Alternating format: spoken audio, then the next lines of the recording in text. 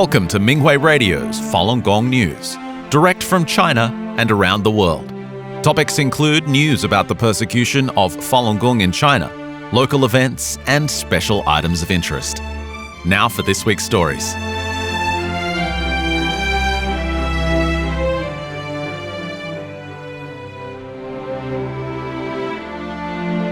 USA. The Congressional Executive Commission on China, the CECC, issued a statement on July 21st condemning the Chinese Communist Party's 27-year persecution of Falun Gong. Representative Chris Smith, co-chair of the CECC, stated that those responsible should know that they will face justice. The statement said in part, the systemic persecution of this peaceful faith community is one of the CCP's egregious atrocities, from torture to forced organ harvesting to transnational repression. Those responsible have escaped accountability, and too many practitioners remain imprisoned. Their freedom and justice should be a priority for the U.S. and all freedom-loving countries.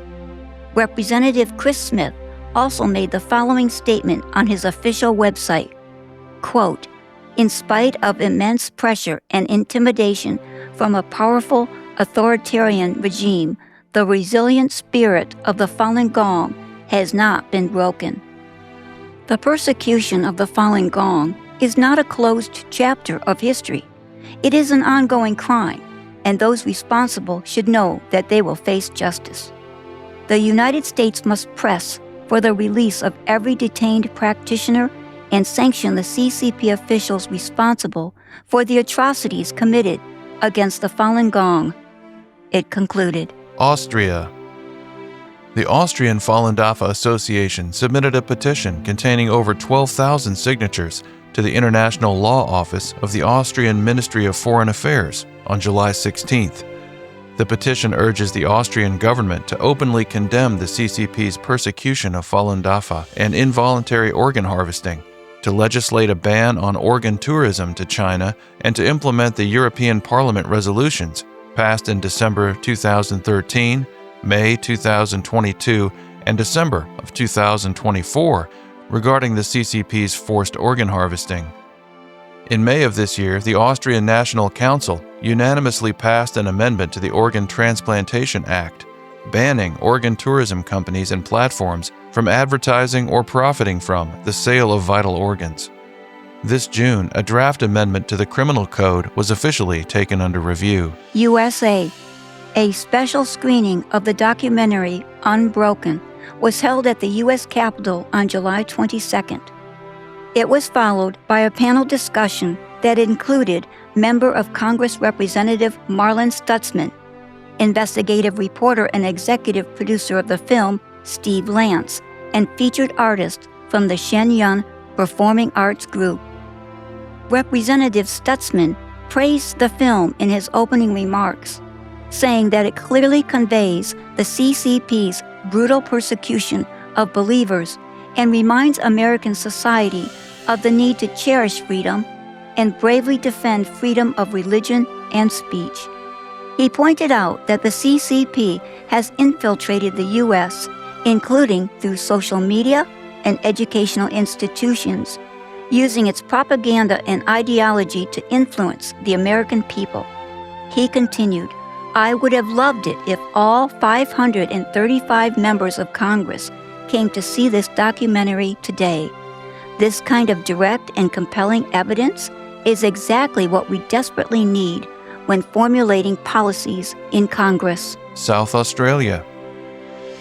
Falun Gong practitioners held a rally opposing the CCP's persecution in front of the State Parliament House on July 17th and a candlelight vigil at Victoria Square on July 20th. Local officials attended the rally and condemned the persecution and transnational repression. Many people signed a petition that calls for an end to the human rights abuses. Former independent member of the South Australian House of Assembly, Tammy Franks, addressed the rally. She mentioned the CCP's transnational repression, including the bomb threats to the Australian Prime Minister that targeted Shenyang. Ms. Franks said, It's outrageous that there were bomb threats made against the Prime Minister. She urged the public to stand firm and in solidarity against such oppression. Sri Lanka. Falun Gong practitioners gathered at the Sahas Uyana theme park in Kandy City on July 20th to raise awareness of the CCP's persecution. This is the fourth year in a row that practitioners have held this event. They set up an information display with facts about the human rights crimes in China and collected signatures on a petition to end the persecution. Practitioners also introduced the practice by demonstrating the exercises and displaying the main book of the practice, Zhuan Falun, in the Sinhalese, Tamil, and English languages. The United States. The Florida Falun Dafa Cultivation Experience Sharing Conference was held at Wyndham Garden in downtown Orlando on July 18th. 16 practitioners spoke about how they removed human attachments and improved their character through diligently practicing Falun Dafa. One young practitioner's paper focused on overcoming fatigue, eliminating her addiction to her mobile phone, and improving her character. She discovered that her addiction to watching short videos and using her mobile phone was unwittingly depleting her righteous thoughts and fostering her attachment to comfort. Even when she watched what might be considered positive content, it formed attachments, so she made a conscious effort to restrain herself and keep her main consciousness clear. Practitioners also shared examples of telling people about the persecution, working together as one body, and looking within to find their shortcomings. Romania. Awareness-raising activities were held in the old city center of Brasov on June 27th and July 4th. Falun Dafa practitioners have been informing the public about the ongoing persecution of the practice by the communist regime every Saturday for 27 years. They also introduced people to the ancient spiritual discipline of Falun Dafa and its core principles of truthfulness, compassion, and forbearance. An economist from Bucharest named Otilia expressed regret that international media outlets have not paid enough attention to China's severe human rights crisis. She urged practitioners to continue getting the word out, even while media coverage is limited. Singapore. Falun Dafa practitioners gathered on July 19th at the Marina Barrage Marina and at the Hong Lim Park on July 21st to hold events commemorating the 30th anniversary of Master Lee's 1996 Singapore lecture and the inauguration ceremony of the Singapore Falun Dafa Association. The association was formally established on July 28, 1996, as a legally registered group in Singapore. It holds the distinction of being the first Falun Dafa association outside of China. USA. A grand march against the persecution and a group exercise session were held by Falun Dafa practitioners in California's San Francisco Bay Area on July 18th. They called for an end to severe human rights abuses in China. The colorful and solemn march attracted many spectators. Many took photos and videos. Several pro-democracy activists from the Chinese Democracy and Human Rights Alliance attended the event to condemn the CCP's suppression of human rights and religions. Li Hafeng from the Chinese Democracy and Human Rights Alliance joined the march in support. He said that Chinese people will one day thank Falun Gong. Deputy Director of Activities for the San Francisco chapter of the Democracy Party of China, Li Shaolin, strongly urged all forces of justice, regardless of organization, group, or ethnicity, to unite and support one another with these kinds of events. He believes that unity of the people is the weapon that dictatorships fear most. France. Falun Dafa practitioners recently visited several coastal cities in southern France to introduce the practice and expose its persecution. The events kicked off in Antibes on July 16th, then proceeded to Nice, Marseille, and Cannes. It ended in the city of Toulon on July 21st. The practitioners demonstrated the exercises, distributed flyers, and collected signatures on a petition calling for an end to the CCP's persecution. Spain. A peaceful opposition rally was held in front of the Chinese embassy in Madrid on July 17. At the event, Falun Gong practitioners described how the CCP's 27-year-long persecution of Falun Gong reaches beyond its national borders. Chinese embassies and consulates continue to target those overseas who persist in their faith by illegally monitoring or collecting personal information about overseas practitioners. This information is used to threaten, harass, and intimidate practitioners' parents and relatives in China. Many passers-by signed a petition opposing the crimes. Taiwan. On July 15th, a Falun Dafa rally and candlelight vigil was held at the Taipei City Government Civic Plaza. On this summer night, hundreds of candles slowly flickered as Falun Gong practitioners from northern Taiwan solemnly mourned the passing of their fellow practitioners from mainland China, who died for upholding their faith. Events such as this took place in communities all over the free world. Politicians, medical experts, lawyers, and scholars spoke in turn at the event, condemning the CCP's crimes against humanity. They called for legislation to combat the cross-border repression, stop the persecution, and safeguard human rights and freedom. Ireland. A march and rally against the persecution was held by Falun Dafa practitioners in the city of Dublin on July 18. Many people stopped to watch them demonstrate the exercises, talk with practitioners, and sign a petition to help end the persecution. Among them was an Irish woman named Beverly. She signed the petition and said that not only Falun Dafa practitioners were hurt, but the whole society has been harmed by the persecution. She also urged people to not turn a blind eye to the persecution and specifically live organ harvesting of practitioners, and to speak out against it. Beverly encouraged practitioners to keep fighting and said, "The people participating in the persecution are being watched by God, and they will face consequences. But for those of us who stand up and oppose the persecution, God follows and strengthens us."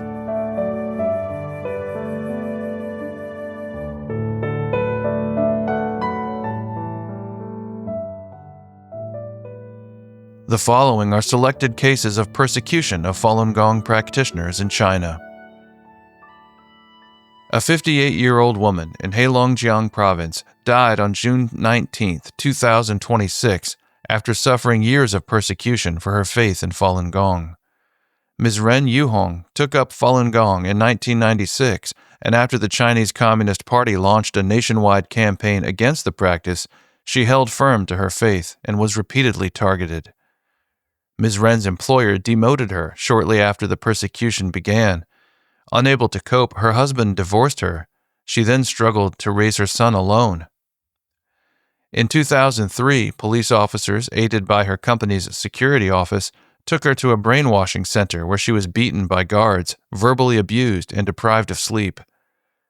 Later, in 2018, on her last day at work before retirement, police officers arrested her. She was sentenced to 4 years, and her employer also canceled her pension. In prison, she was tortured and became ill. She struggled to breathe and fell into a coma on multiple occasions. After she was released in 2022, she still faced frequent harassment by the police until her death. A 65-year-old woman in Jeju City, Yunnan Province, was arrested on April 10, 2026, while on a train back home from a family vacation. The arresting officers said they received an order to closely monitor her because she was a Falun Gong practitioner. Ms. Yang Jinwei was put in a detention center located in the prefectural capital near her hometown. Ms. Yang's family was notified on May 3rd that she had just died. They rushed to the detention center and was told that Ms. Yang had a heart attack and the resuscitation was unsuccessful. The family asked to see the surveillance videos. In the footage shown to them, Ms. Yang was seen washing her clothes when she suddenly collapsed.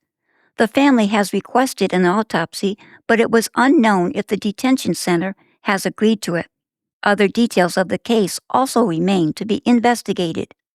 Prior to her latest persecution episode, Ms. Yang was repeatedly targeted for upholding her faith. An 85-year-old woman in Sichuan province was admitted to prison in May to serve a 3-year term for her faith in Falun Gong.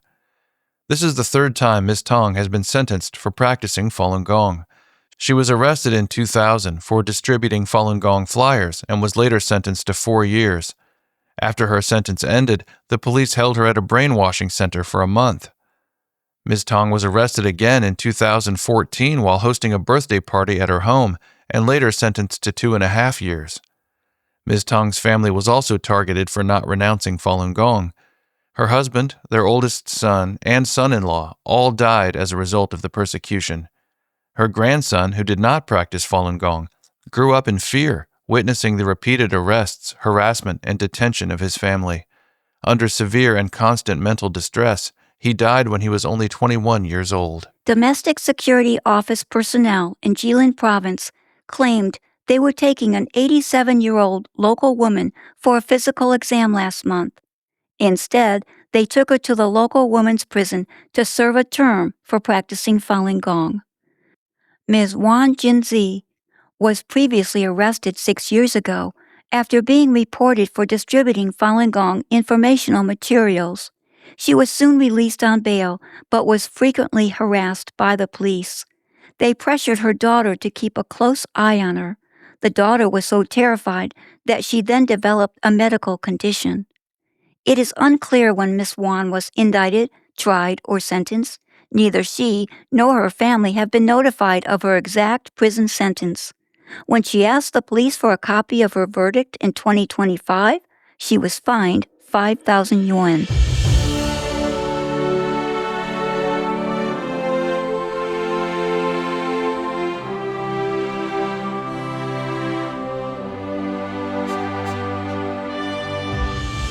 Events in South Korea raise awareness of the CCP's crimes. Practitioners of Falun Gong, also known as Falun Dafa, demonstrated the exercises and held a rally in March in Seoul Plaza on July 20th, the 27-year anniversary of the start of the persecution of the practice. Despite the rain, practitioners gathered to call for an end to the CCP's oppression. Events like this one took place in communities all over the free world on the same date. Speakers from the South Korean cultural community voiced their support, deeply moved after learning the facts about the torture and forced organ harvesting perpetrated by the CCP. Residents and tourists called for an end to the suppression. Despite the incessant rain, practitioners gathered on the grassy plaza in front of Seoul City Hall in the morning to do the exercises.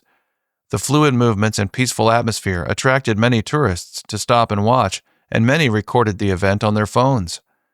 After the exercises, the rally was begun with a brief review of the persecution, a statement from the Korean Falun Dafa Association, speeches by guests, and a memorial ceremony for those who have died. Vice President of the Falun Dafa Association of Korea, Dr. Jung Kai-tae, read a statement describing how the CCP has been carrying out transnational repression against Falun Dafa in an effort to extend its suppression overseas. The CCP has been attempting to expand its influence in South Korean society through the United Front movement, including activities within the South Korean government, local governments, South Korea-China friendship groups, and using the media. In his statement, Dr. Jung Kai-tae also mentioned the CCP's long-standing interference with Shenyang performing arts in South Korea. He called on the South Korean government to strongly resist unreasonable pressure from foreign governments and to safeguard cultural sovereignty and the rule of law. Chief programmer and director of the Seoul Larkspur International Film Festival, Hyo-eun Do, spoke at the rally. He said that because of its core values of justice, freedom, and human rights, the festival selected State Organs, a documentary that exposes the CCP's crimes of forced organ harvesting, as the festival's opening film last year. He said, "Remaining silent in the face of human rights abuses is tantamount to encouraging persecution. Condemning the CCP's human rights abuses is not about opposing the Chinese people. Rather, it is about opposing the violence of a totalitarian state that oppresses humanity." During the memorial portion of the rally, portraits of Falun Gong practitioners whose lives were lost to the persecution were displayed on the stage. A practitioner recited a eulogy and said, "Your courage in sacrificing your lives for the truth moves the world. Your effort in revealing the truth of the persecution to the public fills the world with justice."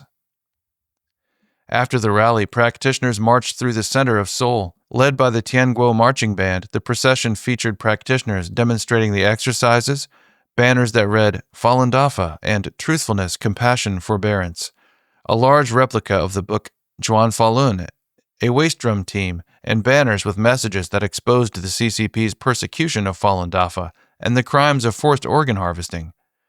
After watching the march, many people accepted flyers from practitioners and asked for more information. One local resident said, "I used to have a misunderstanding about Falun Gong, but after watching today's parade, I understand who the perpetrators are and who the victims are."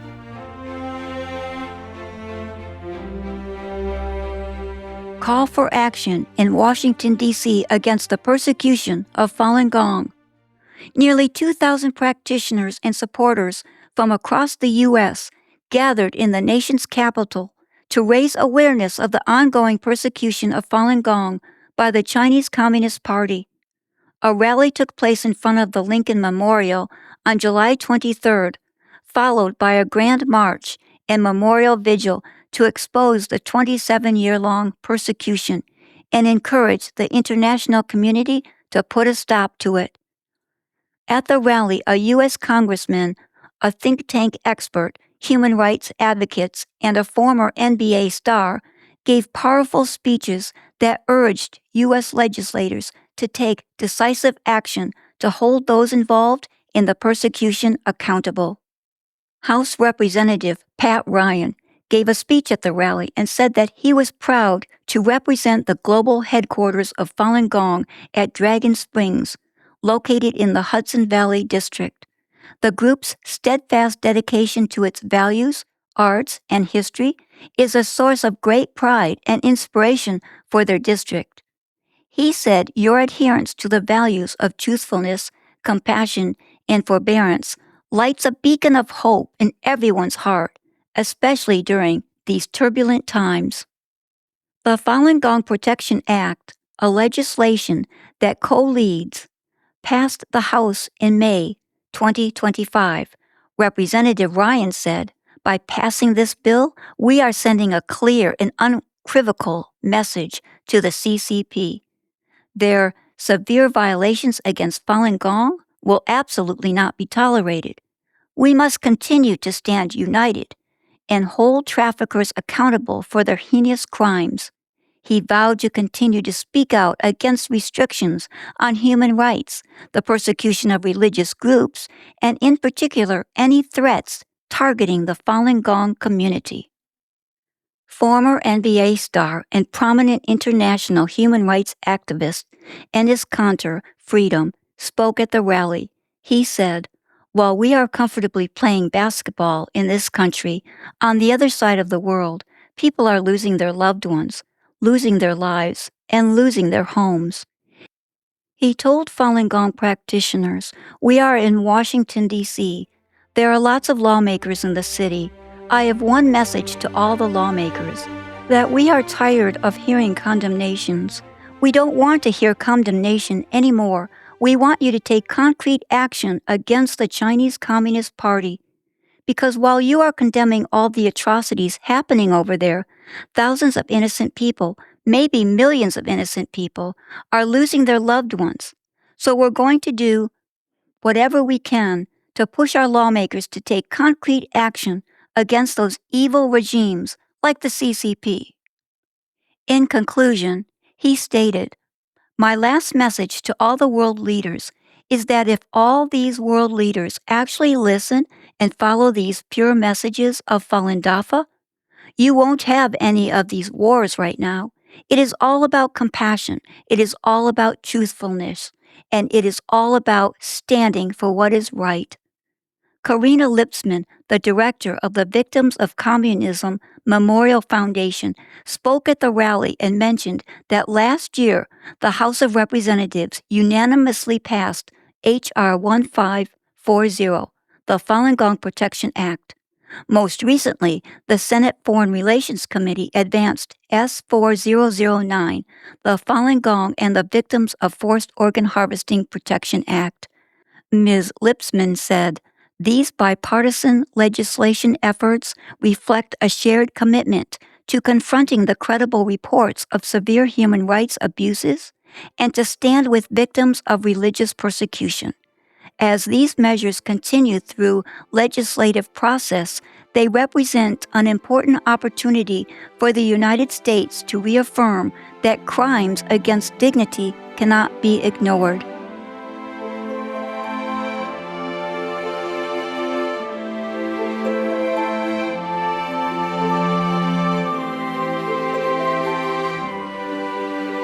Thank you for listening to the Minghui Radio Podcast. For more information, including news about the persecution of Falun Gong practitioners in China and experience sharing stories by practitioners around the world, please visit our website at en.minghui.org.